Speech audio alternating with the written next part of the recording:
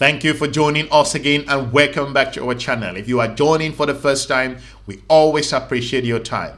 It is important to know that we are feeling like the particular heat in the geopolitical environment is started spreading across the continent of Africa. Why am I saying this? I am saying this because we've been talking about the African Growth and Opportunity Act. It's on life support at the moment. More importantly, the African continental free trade is on the back burner.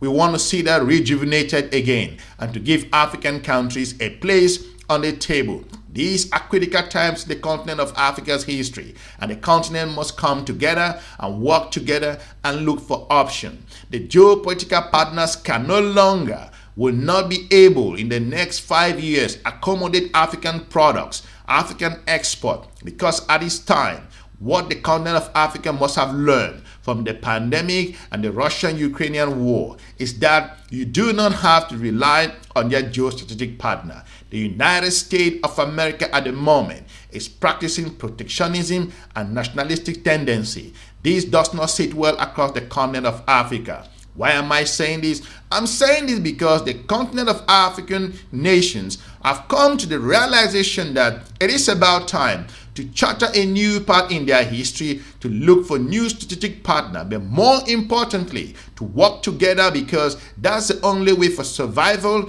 and coordination and economic development and expansion in terms of their particular collaboration, which to an extent will trickle down in their economy. For that reason, the country of Botswana and Namibia have looked back and forth and said, it will not be business as usual. We're going to come together and figure out our resources and see how we can engage in a strategic win-win partnership. Let's play this clip. President Duma Boko and President Netumbo Nandi-Ndaitwah are setting the tone for a new era of Southern African cooperation. What happens when two visionary leaders sit down and talk oil, railways, and borderless trade?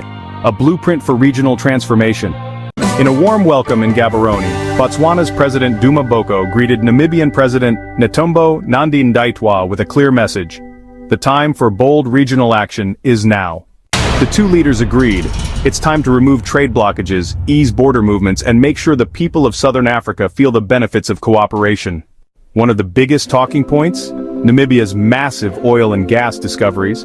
But instead of keeping it a national win, President Boko proposed something bigger, a regional refinery project that benefits the entire subcontinent. When we pool our populations and resources, it becomes viable for all of us. President Nandi-Ndaitwah echoed the sentiment, urging African nations to act on their own decisions and build African solutions fast. The oil is not just Namibia's, it's our region's, and we all deserve to benefit from it. These are the particular development that we expect in the continent of Africa, how African countries should be working together, because at this time, there is no guarantee in the European market. There is no guarantee in the Asian market. There is just no guarantee at all for the international market in the United States of America, as the US have had a particular pause in their trade. Make no mistake, the current pause in the tariffs is not going anywhere soon. The United States of America, that came very clear and list out fundamental tariffs to countries across the region. It's not joking. The US is thinking about itself. So the continent of African nations like Lesotho, South Africa, Ghana, and looking at Egypt, that have come under tremendous pressure as a result of their individualistic approach to survive in the economic environment, will face difficulties if Africa does not work together. For that reason, the country of Botswana and Namibia said, we're going to go it alone and we can copy from others. Let's play the clip. We have a responsibility towards our people in our individual countries, in the sub-region SADC, and Africa as a whole. And I think this is really the time when we are seeing a lot of changes globally that Africa needs to re-engage among itself and decided on the best way we can serve the people of our continent. We have all what it needed. Over 60 years of Africa's independence, I'm sure we have all the skills that is required, and resources are still there. There's nothing really that can prevent us. What we need is just the political will, and then to act on any decisions that we are taking, which is aimed to save our people. Yes, Namibia and Botswana, we agree to continue strengthening our cooperation.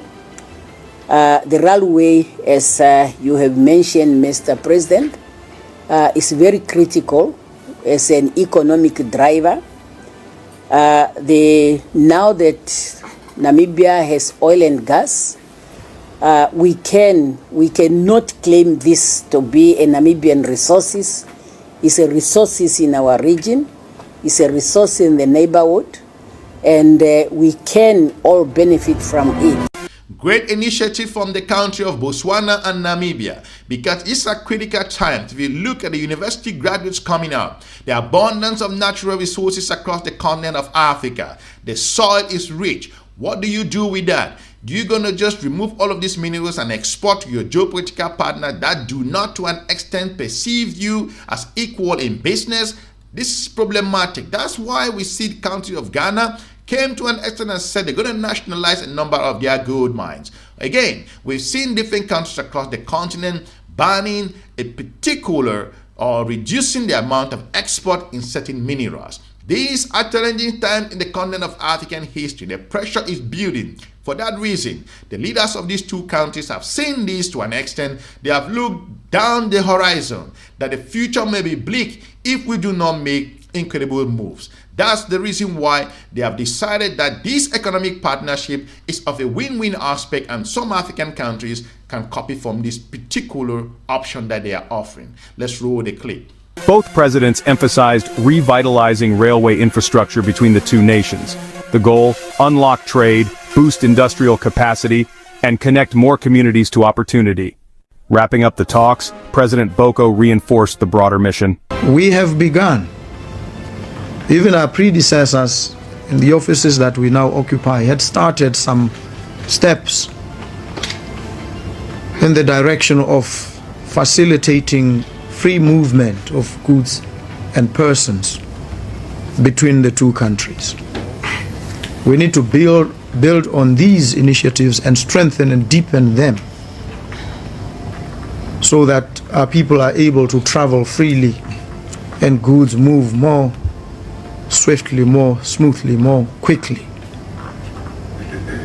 and trade is facilitated.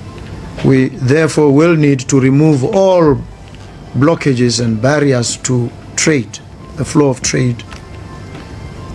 There are many projects that we can co-invest in as countries. The President was indicating to me, after the discovery of oil and gas in Namibia, the prospect of establishing a refinery, which on some advice would not be viable because of the size of the population, but becomes viable if we take the population as not just the people of Namibia, but the people of this sub-region, more pointedly, and the people of the African continent more broadly. And so this aggregation, this bringing together of our numbers helps us to fortify our economies against the extraneous shocks to which these economies will increasingly be subjected in the unfolding political landscape. Africa is at a crossroad at the moment. At this particular time, no one have to let you know that the African Growth and Opportunity Act is done. Who knows what's going to happen in September? Experts say it's clearly in a particular situation where it might not be renewed. Will you depend on it? With the tariffs in place, African countries must go back to the drawing board and start rediscovering themselves. Look at their full potential. Diagnose their particular challenges that they are facing. Work together from a whole lot of areas. the regional groupings, regional economic boards should come together and figure it out, because at this time there is a danger in terms of the entire collaboration in the global economy, and African countries must leverage that particular resources that they have and their position in the global economy to move faster in terms of their collaboration. The move by the country of Namibia and Botswana is an indication that the continent of Africa has gotten the message that you are on your own. For that reason, these two leaders saw that particular interaction, that it could be a beneficial aspect in their particular population. That's why they said, we're going to come together and we're going to make the move. Let's play the clip. The Namibian president is undertaking working visits to the Botswana and the Zambia, from which started with Botswana today and is expected in Zambia tomorrow. The working visits to both countries marks the second engagement between President Nandi Ndaitwah and his President Boko of Botswana, and the first with President Hakainde Hichilema of Zambia, since President Nandi Ndaitwah assumed office on 21 March 2025. Do you think regional oil and rail projects can supercharge African economies? Or should countries focus on national development first? Drop your thoughts in the comments. We want to hear from you.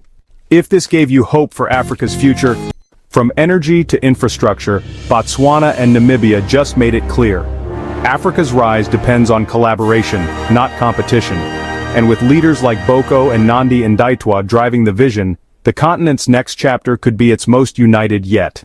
Let me know what you think in regards to the move by the country of Botswana and Namibia, if other countries across the region of Africa should copy from this, and more importantly, the African Continental Free Trade Area should be at the mouth of every official, economic analyst, expert, business gurus who should come out and integrate and talk about this particular beneficial aspect, because the international markets can no longer accommodate your products.